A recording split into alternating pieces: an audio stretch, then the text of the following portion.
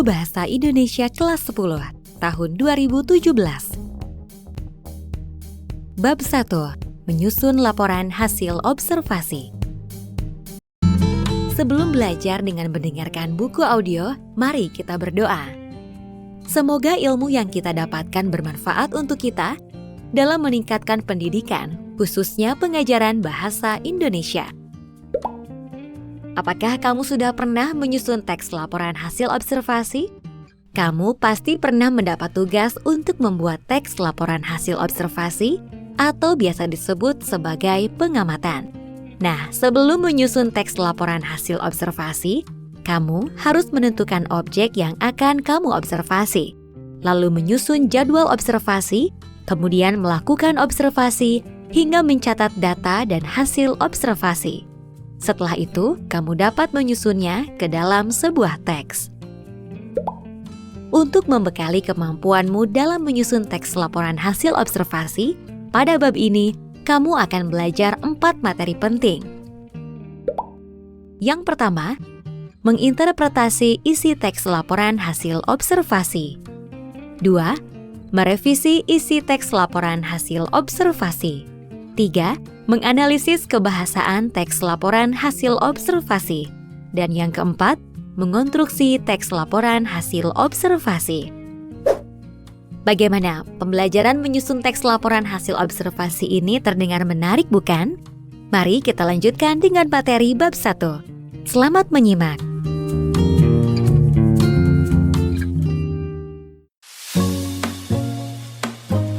Sebelum masuk pada materi sub A, dengarkanlah teks laporan hasil observasi berjudul Wayang berikut ini. Berkonsentrasilah pada apa yang kamu dengarkan, karena akan ada tugas yang harus kamu kerjakan pada sub materi berikutnya. Selamat menyimak!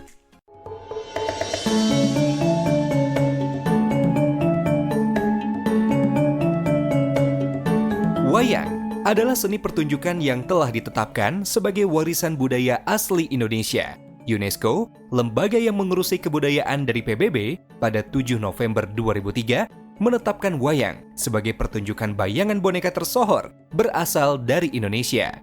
Wayang merupakan warisan mahakarya dunia yang tidak ternilai dalam seni bertutur, masterpiece of oral and intangible heritage of humanity.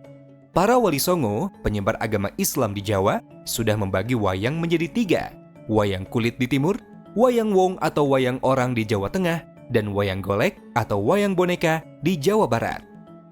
Perjenisan tersebut disesuaikan dengan penggunaan bahan wayang. Wayang kulit dibuat dari kulit hewan ternak, misalnya kulit kerbau, sapi, atau kambing. Wayang wong berarti wayang yang ditampilkan atau diperankan oleh orang. Wayang golek adalah wayang yang menggunakan boneka kayu sebagai pemeran tokoh. Selanjutnya, untuk mempertahankan budaya wayang agar tetap dicintai, seniman mengembangkan wayang dengan bahan-bahan lain, antara lain wayang suket dan wayang motekar. Wayang kulit dilihat dari umur, dan gaya pertunjukannya pun dibagi lagi menjadi bermacam jenis. Jenis yang paling terkenal karena diperkirakan memiliki umur paling tua adalah wayang purwa. Purwa berasal dari bahasa Jawa yang berarti awal. Wayang ini terbuat dari kulit kerbau yang ditatah dan diberi warna sesuai kaidah pulasan wayang pendalangan, serta diberi tangkai dari bahan tanduk kerbau bule yang diolah sedemikian rupa dengan nama cempurit, yang terdiri atas tuding dan gapit.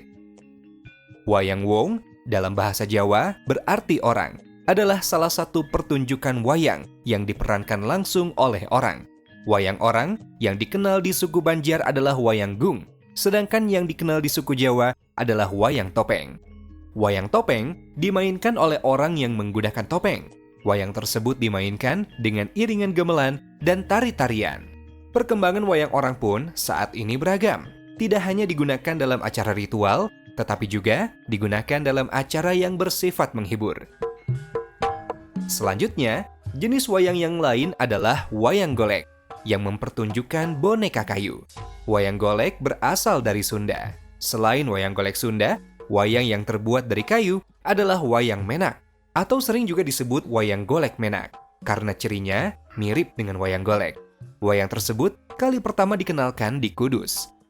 Selain golek, wayang yang berbahan dasar kayu adalah wayang klitik. Wayang klitik berbeda dengan golek. Wayang tersebut berbentuk pipih seperti wayang kulit. Akan tetapi, cerita yang diangkat adalah cerita Panji dan Damarwulan. Wayang lain yang terbuat dari kayu adalah wayang papak atau cepak, wayang timplong, wayang potehi, wayang golek tehno, dan wayang ajen. Perkembangan terbaru dunia pewayangan menghasilkan kreasi berupa wayang suket. Jenis wayang ini disebut suket karena wayang yang digunakan terbuat dari rumput yang dibentuk menyerupai wayang kulit. Wayang suket merupakan tiruan dari berbagai figur wayang kulit yang terbuat dari rumput. Dalam bahasa Jawa disebut suket. Wayang suket biasanya dibuat sebagai alat permainan atau penyampaian cerita pewayangan kepada anak-anak di desa-desa Jawa. Dalam versi lebih modern, terdapat wayang motekar atau wayang plastik berwarna. Wayang motekar adalah sejenis pertunjukan teater bayang-bayang atau serupa wayang kulit. Namun, jika wayang kulit memiliki bayangan yang berwarna hitam saja, wayang motekar menggunakan teknik terbaru hingga bayang-bayangnya bisa tampil dengan warna-warni penuh. Wayang tersebut menggunakan bahan plastik berwarna, sistem pencahayaan teater modern, dan layar khusus. Semua jenis wayang di atas merupakan wujud ekspresi kebudayaan yang dapat dimanfaatkan dalam berbagai kehidupan, antara lain sebagai media pendidikan, media informasi, dan media hiburan. Wayang bermanfaat sebagai media pendidikan karena isinya banyak memberikan ajaran kehidupan kepada manusia. Pada era modern ini, wayang juga banyak digunakan sebagai media informasi. Ini antara lain dapat kita lihat pada pagelaran wayang yang disisipi informasi tentang program pembangunan, seperti keluarga berencana atau KB, pemilihan umum, dan sebagainya. Yang terakhir, meski semakin jarang, wayang masih tetap menjadi media hiburan. Dengarkanlah teks laporan hasil observasi berjudul Mengenal Suku Baduy berikut ini. Berkonsentrasilah pada apa yang akan kamu dengarkan, karena akan ada tugas yang harus kamu kerjakan pada submateri B. Selamat menyimak. Mengenal suku Baduy.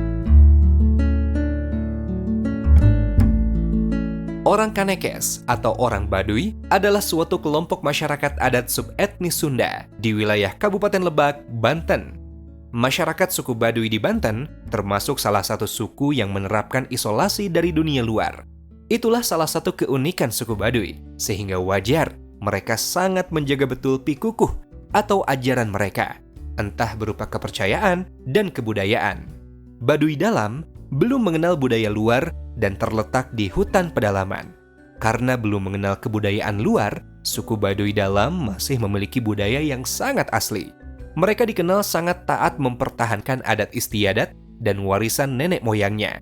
Mereka memakai pakaian yang berwarna putih dengan ikat kepala putih, serta membawa golok.